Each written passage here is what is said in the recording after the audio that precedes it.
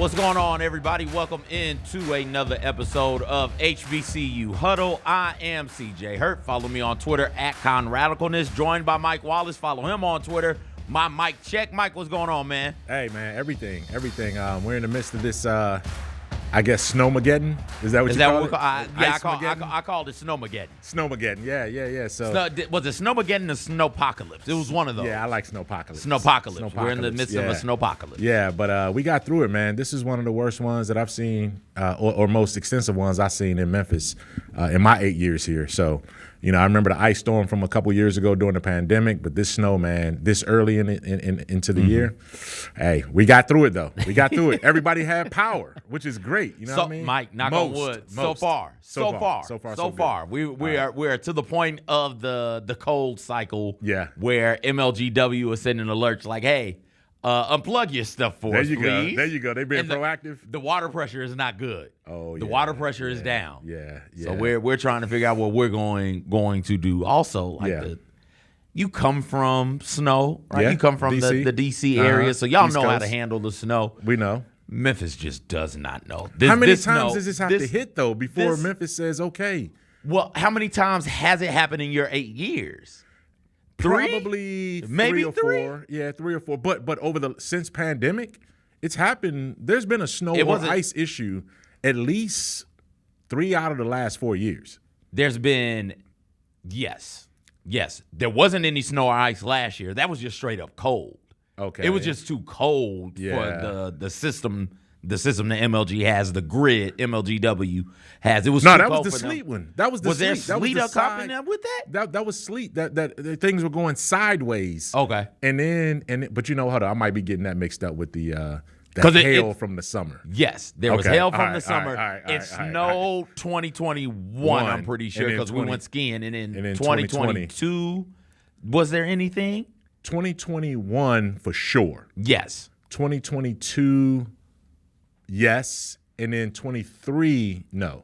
23 was the summer one that knocked everything out. Right. And now 2024. But it's only January. Mike. And that's the scary thing. So we still have the February one that's got to come, right? I would think so. I would think that it's going to be cold, and if it's going to precipitate and it's cold, we're getting snow or ice or something. I just want the streets to be clear. Point being, it's not like we got to go borrow snow trucks from Michigan. Like East Tennessee gets significant snow. Yes. So as part of your state, the snow plows need to just come west. Like at least co-opt them. Seems easy. At least co-opt them, right? Seems easy enough. It should be easy enough, man. You know what I mean? But hey, it's all good. They got the highways cleared pretty quickly. It's just, man. Can we get the streets cleared? Because Park is not clear. Nah, Park is not clear. Nah. I was driving down Lamar, and in parts it was okay. Yeah, but it's dangerous. not clear. Yeah. Drove down Union. That's not clear. Yeah. I should not be doing this much driving. Is my point. This is nah. wild. We got a great show. Got a great show in the cold. I drove in the snow to tell y'all all types of wonderful things, Mike. Texas Southern's coaching search finally ends after 52 days of looking. We'll talk about that. There's some transfer news as well to get to. We got a great culture maker last week. We talked about some of the black head coaches making it to the NFL postseason. Well, we got a black GM who's doing pretty good things with his NFL franchise. We will talk about that and so much more. Let's start 52 days since the search began at Texas Southern. It looked like Fred McNair was the guy. Texas Southern said, nope, we want Andre Johnson. Didn't land on Andre Johnson either. They ended up going with another former NFL veteran, Cris Dishman. No. Hold up. Back up. Then it went from Andre Johnson to Hines Ward. Oh, do we got to name all of the coaches? Go to Hines Ward. Hold on. I kept the list. Just because it's notable. I kept the list of everybody's name who was tied to it. Let me find it here in my notes. Gosh, where is it? Because it was Ward. It was Andre Johnson, obviously. McNair. Yep. Who's my man who Ed ended Reed up wanted it. Ed Reed, my man who ended up at Grambling from yes, Arizona. Yes. I'm blanking, but he got involved in this search. His name came up in the search as well. Point being, it was like 7 or 8 different names affiliated with this search that Texas Southern was just floating out there, making me wonder, yo, did you guys even talk to any of these dudes, or y'all just throwing names out there? They end up landing on Cris Dishman, 13-year NFL playing career for the Oilers, Washington, the Chiefs, and the Vikings. He was a 2-time All-Pro and a 2-time Pro Bowler. He was the defensive coordinator in 2022 for the New Jersey Generals and in 23 for the Vegas Vipers. Joins Bubba McDowell, Eddie Robinson Jr., and Eddie George. Those two are also in the SWAC. Bubba McDowell and Eddie Robinson Jr., they're in the SWAC, and all three of them were on those Houston Oilers teams together.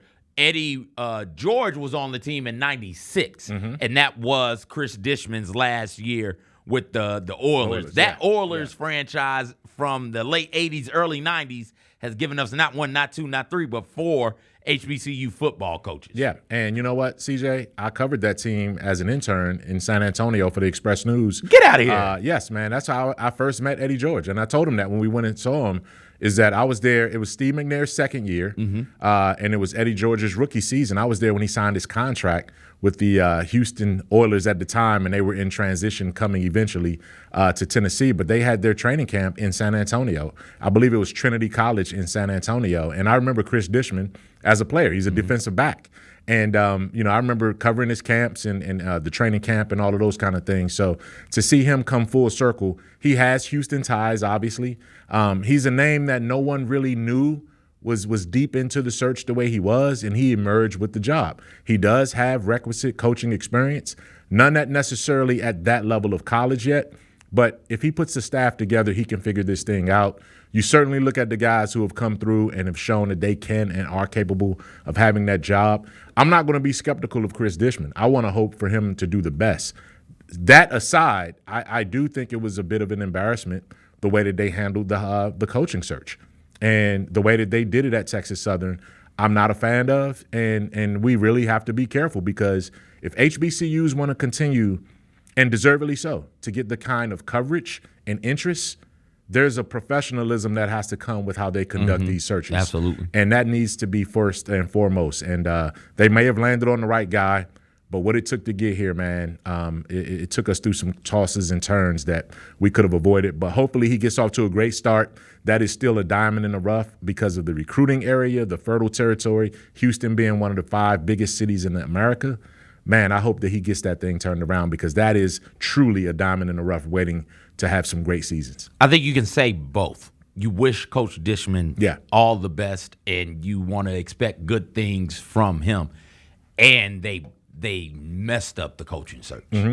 How do you let the Fred McNair stuff get out before you're ready to make an announcement on a coach is beyond me.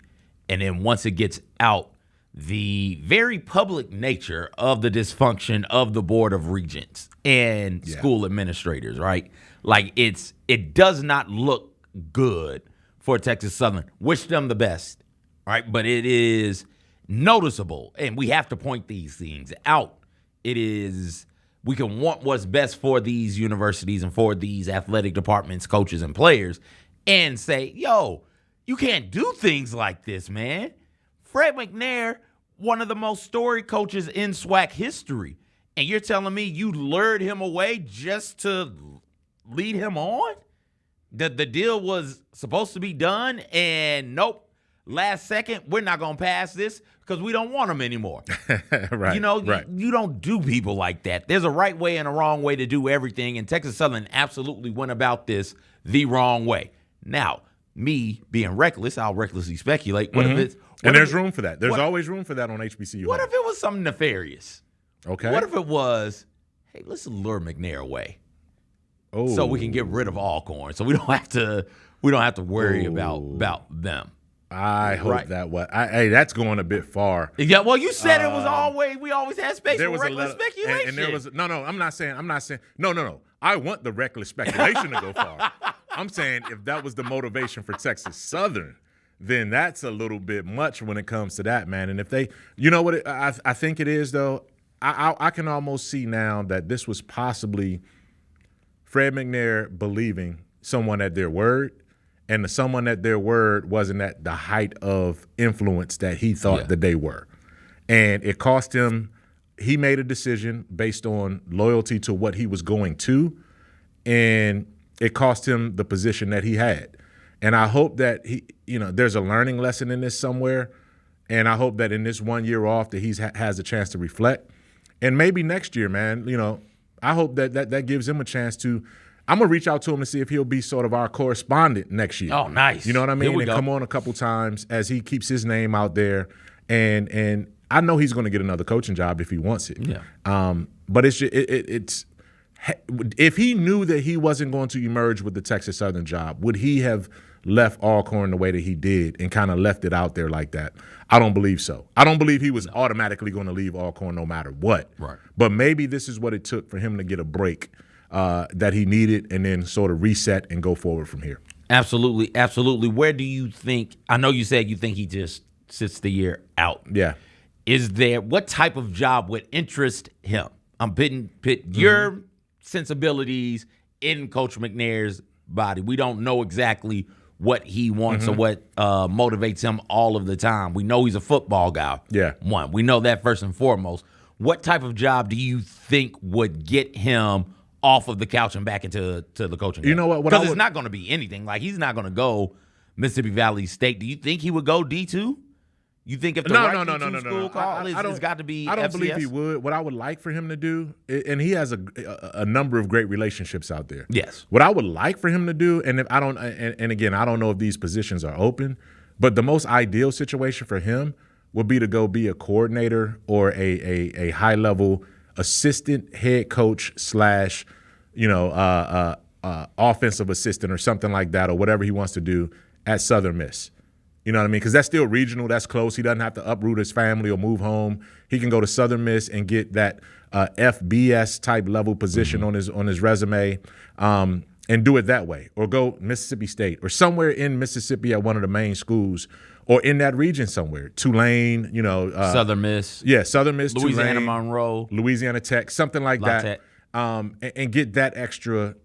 Get that extra assistantship under his belt and then get back into the line. Got you. Because I know that there's going to be some more openings coming in the next year at the HBCU level if he wants it. So maybe that's what happens, or maybe he just takes a year off and just gets into himself and studies and maybe he does what some of the other coaches have done, taking the NFL internship, where you go and work as an assistant in the NFL program and just, Eddie George did it last year. A couple other coaches have done it. Damon Wilson did it. So we've seen that happen as well, too. So, we'll see, but I think he will have options. We have not heard the last of Fred McNair. I think I didn't even think about this, and I don't know why, grabbing an assistant coaching job at one of the FBS schools, I think that it could be really, really good. Especially anything that shakes open going into spring practice, right? So, and you never know. And then there's always this what is it, XFL, USFL merger. There's going to be positions there too, but that takes you out of the recruiting and the college cycle a little bit. But one of the things that I've realized is really, really hard to do as a head coach is keep good assistant coaches in. Right? Like, you get good assistant coaches, that means you're winning games and people are watching you. Those good assistant coaches are going to get head coaching jobs. They're leaving for better opportunities, and rightfully so. They've earned that. Yeah. Now, how many cycles can you go losing good assistant coaches before your program begins to take a hit? And I think that if he decides, I'm going to stay in coaching and I'm going to go take an assistant coaching job, even if it's not a coordinator position, even if it's a quarterback's coach or a running back's coach, I'm going to take one of these positions at an FBS school. Now he's adding more relationships. He's networking. He's getting a bigger network of coaches. Yeah. So that next time he does become a head coach, he can reach out to some of these guys and say, hey, my guy, we hung out at wherever. Lafayette, Louisiana Lafayette. Right. We hung out. I got an opportunity. I just lost my defensive coordinator. I think that you'd be a good replacement. Come on through. Let's talk about that. And he keeps the quality assistant coaches going. One of the things that Nick Saban did a really, really good job of, great example, was always having good assistant coaches, Yep. even when he's losing them. He's losing Kirby Yep. Smart. He's losing Lane Kiffin. He's losing Sarkisian. And he just keeps cycling through assistant coaches. Why? Because he built a network around him where it allowed him to go out there and grab quality assistant coaches. Nick Saban is fresh on my mind because I want you to guess who the defensive backs coach was for those three. Those three being the SWAC coaches for the Oilers that we just mentioned: Bubba McDowell, Eddie Robinson Jr., and Eddie George. Chris Dishman. Chris Dishman. The defensive back coach was Nick Saban.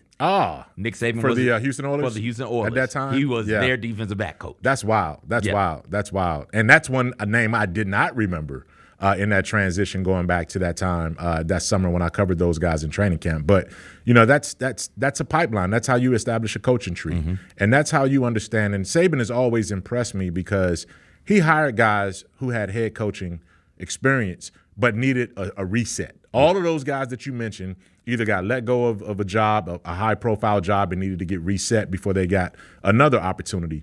And he never felt like those positions were threatening his tenure. Yeah. Right? And so when you can hire people and you feel like, hey, this guy might be smarter than me in this area, he's only going to make the program better, that speaks to a level of confidence that you have in yourself as a leader, but also the kind of job security that you have in your program. So, again, I think McNair has enough relationships to build on that, and we'll see where it takes him. But like I said, man, I'm just, Texas Southern's coaching search is over.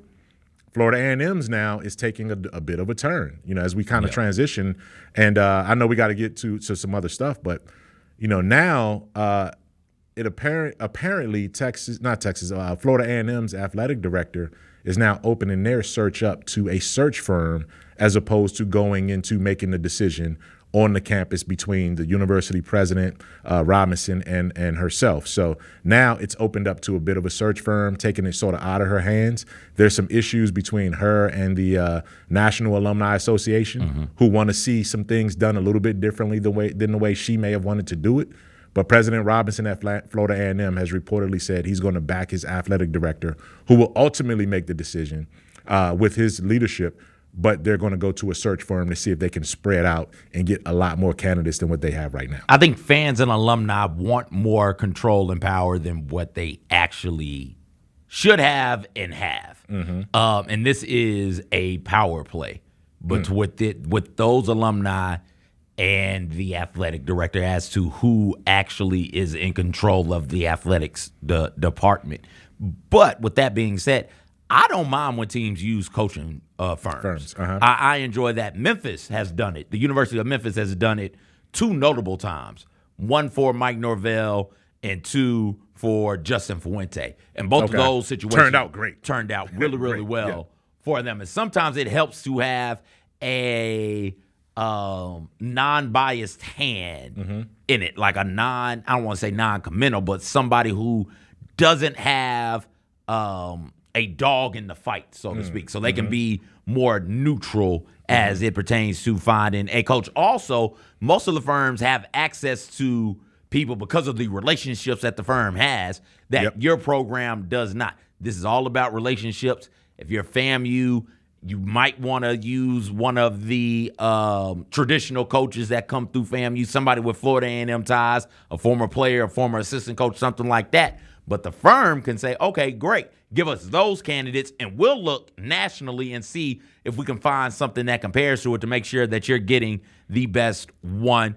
I wish they would have made that announcement as soon as Coach Simmons left. Say, hey, Coach Simmons is gone. We're going with a search firm to try and find a coach, as opposed to keeping the players and the alumni in the dark, so to speak. I get that you're in charge, you're the athletic director, you're running things, but there does need to be effective communication, especially with the players and donors. Right. So that's the thing with Florida A&M. One of the things I wanted to make sure I had this correct here is Florida A&M. One of the names that they should consider is Quinn Gray, former quarterback for Florida A&M. Took them to the Final Four at the time the Division I AA playoffs. He was on the most prolific offensive team Florida A&M has ever had. Played for Billy Joe, and he's gone. He played 4 or 5 years in the NFL. Jacksonville Jaguars, had some starts there. Was an assistant briefly here at University of Memphis, an offensive assistant here. He's been an assistant coach at FAMU, and now he just got his first year out of the way. I think they had a winning record at Albany State in Georgia. And that will be, to me, that's the next Willie Simmons type guy.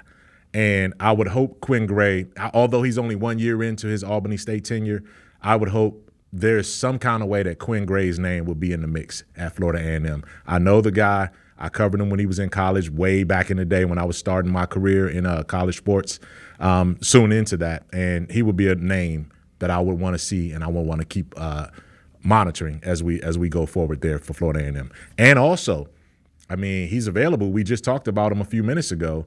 You know, Fred McNair. You talked about him last week. Mm-hmm. Could that be a place where if FAMU struggles to find who the board wants and you have a solid candidate there, then you can't go much. I mean, you can't go wrong with Fred McNair. He might not be your first or your second choice, but you can definitely have a winning established program with Fred McNair. So Quinn Gray and Fred McNair are two names that I would like to see if FAMU is going to really open this thing up and see where it goes from there. Absolutely, absolutely. Transfer news before we get to the commercial break. Texas Southern's, well, former quarterback for Texas Southern, Andrew Body, is transferring. Mike, he is going with Coach Eddie Robinson Jr. and Alabama State. Body has completed 304 of 537 passes for 4,100 yards, 27 touchdowns, 13 interceptions with a passer efficiency of 132.54. He also, this is why I like him so much, 236 rushes for about 1,200 yards. And that's all in his career at Texas Southern. Mm-hmm. He took a medical red shirt last year. Mm-hmm. I do believe that's the scientific term for what he redshirted last year. I do believe it was medical. Yeah, he had a knee. His knee didn't respond the way he wanted it to. And so now he's got a couple years of eligibility left, transferring to Coach Eddie Robinson Jr. Mm-hmm. What does that do for the Alabama State offense in that program? It makes them, to me, it gives them the inside track now, assuming FAMU is going to lose a lot, right? Mm-hmm. That SWAC East now, to me, is Alabama State's to make the biggest gain, right? And they haven't really jumped up and said, hey, this is ours. FAMU, you saw it was coming. Once Jackson State and Coach Prime moved on, FAMU was like, okay, it's our turn now. And they went and took it. They took that division. Now Alabama State is the team that you say, okay, Eddie Robinson Jr. has been there for 3-4 years now. He took his lumps from Prime. He took his lumps from FAMU, and now his team is still ready to be competitive now. This is the year when you get a all-conference, possibly preseason SWAC player, offensive player of the year in transferring into your school at that key position. Your defense is going to be solid because that's where you specialize. Alabama State should be the team to beat in the SWAC East coming in. You know what I mean? So I think that's a phenomenal transfer. He stays in the conference. The things were unsettled at Texas Southern, so you can understand why he wanted to move on and get a fresh start. And not only does this give you 1 year, it gives you potentially 2 years with this guy to really take your program to the next level. I do believe he leads all of Texas high school in passing yards. I think. Yeah, you talked about some of that prolific offense. Yeah, if you know anything about the sport of college football and hell, NFL football, you know that Texas is one of those football hotbeds. Yeah. And for him to do that in high school with all of the quarterback talent that comes through Texas, past and present and in the future as well, that's pretty damn impressive. And one of the things that helps an offense out is having a quarterback who can go off script and make positive plays. Yes. And he can do that with both his arm and his leg, from the pocket and outside the pocket. I'm interested to see what this means for Alabama State going forward. Yeah, I mean, like I said, best team in that division. It's now, we talked about it, put up or shut up. Go back a couple episodes, couple HBCU huddles ago, our pick six at that time was 6 put up or shut up schools in that situation where they got to put up or shut up this year. And it starts right there, man. And I'm happy for him. He looks happy. I saw the video where he showed up on campus in the Alabama State digs. And, that's a great fit, man. I've always felt like Alabama State was just – and I've said this time and time again. Basketball, football, athletics, political influence of where that university is, the size and the scope of that university, it's ready to do something much bigger. And I'm surprised Alabama State hadn't had the kind of run that we've seen at some of the other schools in the SWAC, and just had a decade of dominance. We hadn't seen that yet from them across multiple sports. But I think it's going to be exciting to see what they do this year in football. Yeah, absolutely, absolutely. When we get back from the break, we'll hear from Coach Avery Johnson. We'll also talk about our culture maker. You're listening to HBCU Huddle right here in the Built for Tough studios on Grind City Media. They call him Mount Wemby, I believe. Wembanyama. Wembanyama may not have jumped, but his arm was up there. I mean, at the end of the day, if you frame that, you put that picture up, it's a poster, right? It's a poster. It's a poster. Once you frame it, it's a poster. So, hey, Grizzlies fans, be sure to tune in to Grizbeat, where the panel and I break down all things Grizzlies and take a look at the rest of the NBA as well. The show is live every Wednesday, 2 p.m. on YouTube at Grind City Media and the official Grind City Media app. You know, it's always great playing here. Whenever I did play here, coming back, it was one of the reasons why I chose to come back here. Yes, and Rose sniping the steal, goes up against Murray and scores. I love the atmosphere. I love the arena. Fast break basketball. Ronnie, long for Zaire. The next form is rocking. I want to be a part of it, so that's one of the reasons why I came. So my number one. Hey. I knew it. My J Tips. You might be the only one with these number one. My J Tips. He is. When I tell you this shoe, I mean, like ever. Oh. for him to even get the materials on this shoe, just the whole detail and the story behind it, everything J Tip did with this shoe was amazing. The Sneak Fest Show, live Tuesdays at 2 p.m. on YouTube at Grind City Media and the official Grind City Media app. Grizz Nation, it's time to send your favorites to the 2024 All-Star Game in Indy. Bain, a fallback three. Jones drives and denied by the defensive player of the year. Morant in the lane, spins, hangs, floats, it's good! Morant wins the game! Head to NBA.com, the NBA app, or simply use the QR code on the screen to send your Grizz to the 2024 All-Star Game.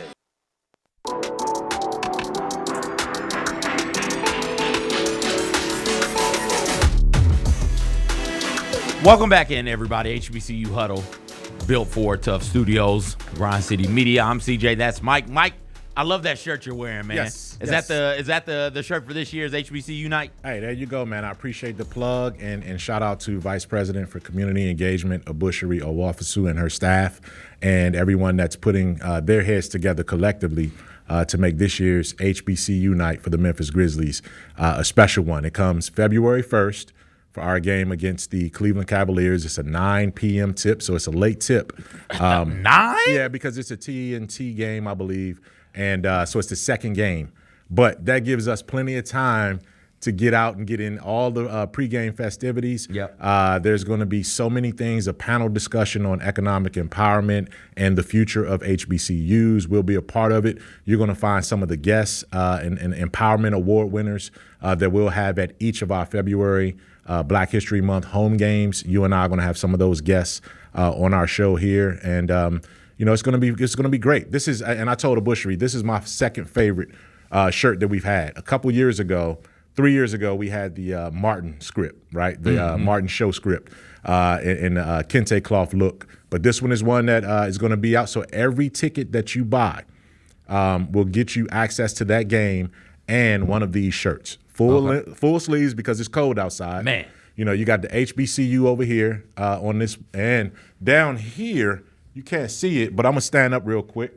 Get to see the bear down there in the bottom. Grizz. What's this, bottom right corner? Bottom right corner, you got the grizzly bear down there. You got the Grizz right there. I love that. And yes, and obviously the paw prints right here in the red, black, and green. You know what that means. You know what I'm saying? So it's all good, man. I love the shirt, and yours is coming, CJ. I figured you couldn't fit a small You know what I'm saying? No, Mike, Small I'm a would've large been, man. Yeah, I'm a large man. You'd have been ripped in the small, and it'd have been ripping through you. But these are the specs for the shirt, and you're gonna have yours. Make sure you go to 901-888-HOOP. If you do it by phone, Grizzlies.com or Ticketmaster to get your tickets for HBCU night. It's going to be a fantastic night of, celebrations. We're going to do Divine Nine and the fraternities and sororities. They're going to have a role. All of the regional HBCUs are going to be involved. Special halftime performance by one of our marching bands in the region from an HBCU. Pre-game choir performance by one of our choirs from an HBCU, and so much more. So Grizzlies, Cavs, February 1st, 9 o'clock, FedEx Forum. But the pre-game festivities start as early as 6 with a mixer and so much more to get into, man. And you'll see all the details coming pretty soon. Last year, because we get involved in game also in arena and do some stuff, and I'm doing in arena stuff. First off, wear your HBCU gear because you're gonna see alumni from all over. You're gonna see current students from all over coming here, and it's always fun to get stopped in as you're walking through the concourse. See Tuskegee. Let's get a picture and all that. So I'm up doing stuff for the game. And Chris Vernon texts me. I don't know if I've told you this. Chris Vernon of the Chris Vernon Show. You catch right here on Grind City Media, noon till whenever he feels like shutting up. Shout out Chris Vernon. He texted me like, hey, I didn't know that a friend of mine graduated from Tuskegee. She's at the game. She really wants a picture with you. Would you mind? I was like, yeah, sure, no problem. No problem at all. Like, everybody. We're in Memphis, Tennessee. Tuskegee alum are here. Grambling alum are here. Yeah. Of course, you have the area schools. Tennessee State, Lemoyne, Jackson State, Fisk, Arkansas Pine Bluff. Southern's here. You got Delaware State is here. Morgan State's here. Fayetteville State is here. North Carolina A&T is here. Come out. It is my favorite home game of the year. From Memphis State is here. Yes, Memphis State is here. Memphis State is here. Yeah, not HBCU, but whatever. Come on through. Come on and kick it. It's a lot of fun. Come hang out with us. And enjoy the homecoming-esque feel of HBCU night. And I think Abushiri and everybody involved does a great job making it feel like an HBCU event taking place at this professional basketball game. Come hang out with us on February 1st at 9. Avery Johnson or earlier. Don't be on HBCU time. Don't. You know what I'm saying? HBCU time? Yes, please don't do that. I can't tell you how many times 8 o'clock class people don't show up to 8:40. Yeah, you go. 8:45. It's like, what are y'all doing? We got so many Kyra, are you laughing? No, Kyra felt it. Delaware State. She knows what's up. That's absolutely. Yes. Speaking of HBCUs, Avery Johnson, we have a whole podcast speaking of HBCUs. Avery Johnson shared a story about what it took for him to get to the NBA, and we're going to talk about that right now. Let's first hear from Coach Avery Johnson on his journey through basketball to the league. At St. Augustine High School, I was basically the 14th man on our team. I didn't get a chance to play until the playoffs when I was starting point guard. I got suspended.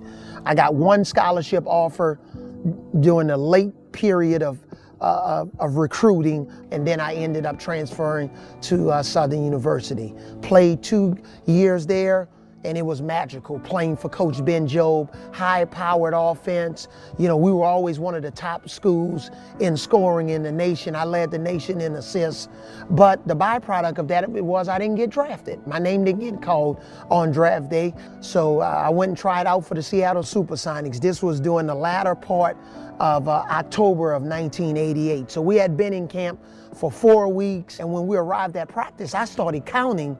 And I was like, where's everybody else? And I started counting, it was only 12 guys. So Bernie Bickerstaff, who was the coach, said, okay, let's bring it in the middle of the floor. And he said, congratulations. They called me AJ. Congratulations, you made the team. You earned it. And man, I started running around the gym. I was so excited. And I was just so pumped up about making that team, how I beat out 11 other guys to make the one slot that they had available on that team. What a journey. Yeah. Just love hearing that from him. I know Avery Johnson as the general, the Spurs point guard with David Robinson, and I do believe Tim Duncan as well. So I missed the early part of his career. I'm kind of born. It's like, oh, Avery Johnson's good at basketball. To hear him talk about, okay, I had to work through this. I didn't play a lot in high school. I played a bunch in college. I had all these good things going on in college, but I wasn't drafted. That is a story of perseverance that I think we can share with not just our young people, but with everybody, Mike. Yeah, and when I found that on social media, I'm glad that it sort of cycled through, the follows and how things find their way to you on social media. And immediately I thought back, I'm older than you, CJ, and I remember Avery Johnson. I was just going into college when he was coming out of Southern. I remember Ben Jobe, the coach at Southern, legendary basketball coach at Southern. Southern always had one of the highest scoring offenses in the country, and Avery Johnson put up, just fantastic, crazy, ridiculous numbers offensively on that team. He was undersized at point guard, although he was, 5'11", 6 feet, somewhere around there. But he had a motor on both ends of the floor. And by the time he hit his peak, he had already been in the league almost a decade by the time he got to San Antonio and was on that first San Antonio championship team as the little general. Yeah. And everybody made fun of his talk, his dialect, Avery Johnson. You know what I mean? Cedric the Entertainer does a good Avery Johnson impersonation, man. If you go to the End of the Kings of Comedy video and that movie that they put out several years ago, but to go to Southern HBCU, do what he did, there is a path. Now, right now, we haven't had NBA players come from HBCUs in a long time since Robert Covington really was the last one to really stick. We had a couple since Covington, but they really hadn't stuck after a couple years or so. But hopefully, man, now that HBCUs are reemerging as competitive powers, we've seen the SWAC knock off some big-time teams. We see the transfer portal deliver a different level of talent into the HBCU ranks. And hopefully there will be more Avery Johnsons to come. And I thought it was apropos to have him in that video speak to where he is now. He coached at Alabama. He's coached at the professional ranks. And now, there's a pathway. So hopefully more guys can follow that and use that as a beacon of light to go from the HBCU ranks into the NBA as we get deeper into college basketball season. Absolutely, absolutely. And it's not just the emergence of the transfer portal, and it's not just – hey, HBCUs are beating some Power 5 schools. It's also like the quality of play in the G League and the development you get there as well. So take Avery Johnson as an example. Like you can get to the G League and then make your way through. Like just because you're not good enough to get drafted doesn't mean your journey has to end there or you have to go overseas. Now with the G League being here, and we see a handful of Grizzlies players, damn near the whole roster now because of injuries, we see the importance of having a good, strong G League system, and a lot of NBA teams do have that. And you can say, all right, I'm not drafted, but I can go to the G League and continue to grow and develop there so that maybe one day in 2, 3, 4, 5, 6, 7, 8 years, I can make an NBA roster and I can stick and I can have a long NBA career. Yeah, no question. Culture maker time, Mike. Yes, sir. I don't know if you know this or not, but the Detroit Lions won a playoff game. Wow. Mike. Were you born the last time they won a playoff game? I was 4. I was 4, Mike. My brother may have been 1. Okay. May have been a couple months. No, he wasn't 1. He may have been like 9 months the last time the Lions won. Kyra wasn't born. I don't think we have a director downstairs who is not in charge that was born. And we've got 3 of those. So, let that sink in for just a moment. We decided that who better to be the culture maker than the architect of the Lions playoff run this year, Brad Holmes, Detroit Lions GM, one of 7 black GMs in the NFL during the 2023 season. He built that Lions roster that, like we said, won their first playoff game since 1991. He was captain of the 1999 North Carolina A&T Black College Football National Champion. That team also won the MEAC National Championship as well. Mike, we've got a great video of him. Look at this passion from my man Brad Holmes right here.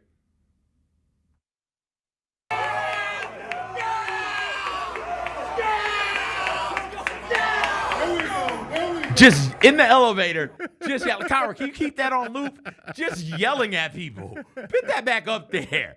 He is in the elevator with all of those people just shouting. Yeah. And he does this. If you've watched the Lions draft, he is yelling like this after every single draft pick.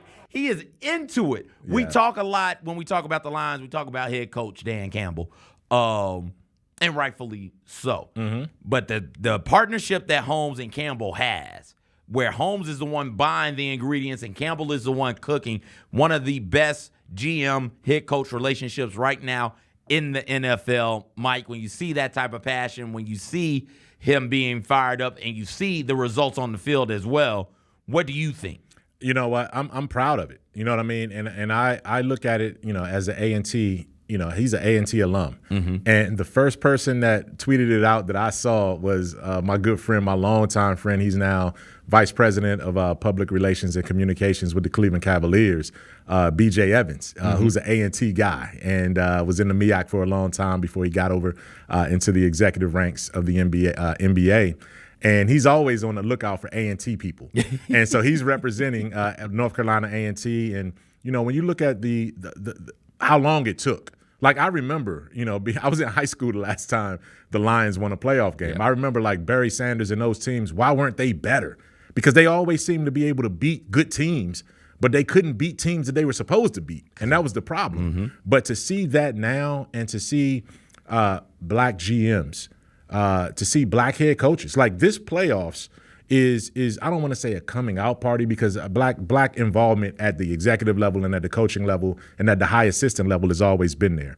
But for him to do what he's doing with the Detroit Lions, they got a chance now to get to the NFC Championship game. Yeah. Because it's them and the Buccaneers at home on Sunday. The Lions are at home. At home, yeah. Right? So, you beat the Buccaneers who upset the Eagles, and now, you're going to play either the Bills or the Chiefs for a shot at the Super Bowl. No. They wouldn't play Bills, Chiefs. Not Bills or Chiefs. I'm sorry. Packers or the 49ers. There we go. Packers or the 49ers. I'm looking at the Sunday schedule. So, Packers or the 49ers. And that's either way it goes. I mean, it's a toss-up game. But if you're the Lions, you feel like you're in a good spot. Yeah. And to architect this team, to put this team together the way he did, kudos, and I'm happy for him. And, again, it's a great representation to what, HBCU culture can produce. And we produce it time and time again. And then to go a step further, I mean, you look at, the Houston Texans. They got to win, right? Mm-hmm. DeMeco Ryans first year as a black head coach. C.J. Stroud first year as a rookie African-American quarterback. You're looking at what he's doing. They're going up against the Ravens. Lamar Jackson, black quarterback, elite MVP level, who should be the MVP this year when you look at what he's done. So, it just goes on and on and on, man. And, I'm happy for him. I'm a Lions fan at this point going the rest of the way. I want to see them get it done. I love what they do there in their stadium. And that, man, if you didn't get chills seeing lose yourself and then Eminem, when they showed Eminem on the screen, I was like, oh, wow, this place knows what it's all about and they're going to take full advantage of it. But they're led by a great, great, great North Carolina A&T alum. Kudos to the Lions and good job with that. So listen, I went back and looked at some of their draft picks because that's what the GM is responsible for, bringing in the players and the talent. You got to be smart. You got to know when to move up, when you want to move up, what you want to give up to move up. Yeah. You also got to be willing to trade players. You think about he got there and traded Matthew Stafford immediately to the Rams for Goff and picks right? Yep. Think about they had T.J. Hawkinson, one of the better tight ends in the NFL, and they just traded him. Not just, but last year they traded him to the Vikings. All right, so you've got to be willing to move on from players when time is right. In 2021, Penei Sewell was their first round pick. What is Sewell? He's a Pro Bowler now. Amon-Ra St. Brown, fourth round pick, Pro Bowler as well, third in the NFL in receiving yards. You got Derek Barnes, who's contributing a great deal. You got Ifeatu Melifonwu, who's contributing a great deal. They got Melifonwu in the third round, and that's the other thing. The more picks you have, the more likely you are to hit. It's a lot like we think it's scientific, and there are parts to it where you can look at measurables and film and things like that and kind of tell who is and who isn't, right, going to work in your system or work in the NFL.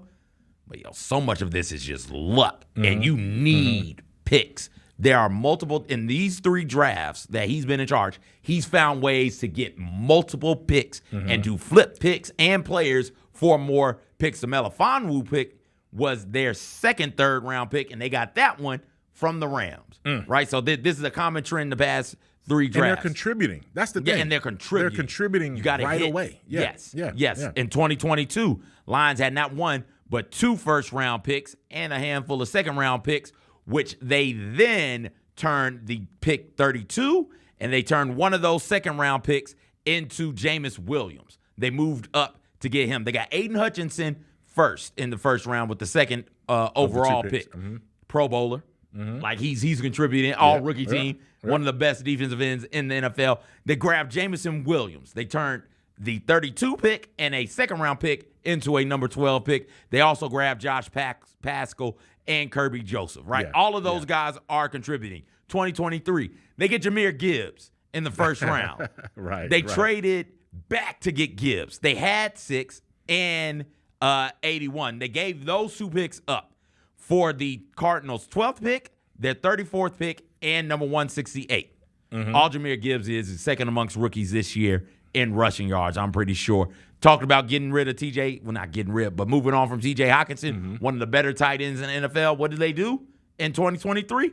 They just go out there and get Sam Laporta in the second round. All-pro tight end. Replace the difference in a Pro Bowler and an All-Pro is there's only 2 of those. There's only 2 All-Pros, and he's one of them. They also grabbed Brian Branch in the second round. They showed they were willing to move up to get him. He's done a really good job in drafts and in free agency, bringing in players. David Montgomery immediately comes to mind. Yes. Top 5, I do believe, in rushing in the NFL this year. This year. Yeah, he's had a couple good years there. Last year he was with the Bears. The past 3 seasons with the Bears. Did a great job going out and grabbing him, and he's a running back that fits what that offensive scheme is in Detroit. I guess being a GM is hard, and he's doing a really, really good job. He's had a great run the past 3 seasons. No, he has. And what you just articulated, CJ, was the ability to trade up, to trade back, to package draft picks and players and move on. So he's done it in a number of different ways. It's almost gotten to the point where if you're getting a call from him, chances are you're probably going to lose the transaction, right? So it's going to be because he knows what he's doing. So you got to be like, hold on. If he values this, what am I missing? And that's the sign and the quality and the respect that quality front office and GMs are getting right now, and the Detroit Lions have one of the best ones in the league over these last few years. There's a clip of him and Dan Campbell losing their mind. Of course. There's some craziness. It's a draft pick. Yeah. You're like, oh, great, who did they draft? And it was Chris Olave. It's like, wait, the Lions didn't draft Chris Olave. Why are they excited? Because it meant their guy was going to fall to them. Yeah. Like, that's how excited they are. Dan Campbell gave him the game ball, gave him one of the game balls at the end of the Rams game this week. So he's doing a great job. Kudos to him. Shout out to him for continuing to, not continuing to, but for getting the Lions that one playoff win. Here's hoping he continues to get the Lions playoff wins, if not just for what it means for black people in executive positions, but for my dad. My dad's been a miserable Lions fan his entire life. My dad has been on this earth 54, 55 years, something like that. Has never seen a good Lions team. Well, he's got one now. He's got one now. And this is no fluke. There's no fluke in what they're doing. So we'll see, because the field is opened up for them now. San Francisco is a juggernaut, but other than the San Francisco 49ers, I mean, you feel like you're just as good as anyone else in the field. Absolutely. Absolutely. Started off at Enterprise. Ended his college career. There was a car accident, I do believe, ended up in a coma. Came out of that, ended his college career. Started at Enterprise and then got some internships at the NBA. In the NBA, I think with the Hawks, and then bounced around a little bit before getting into the NFL. So shout out to Brad Holmes. Shout out to you guys for hanging out with us. Shout out to you too, Mike. Yes, sir. Great show. Great show. Yes. Thank you guys so much for hanging out with us. We'll talk to you again next week.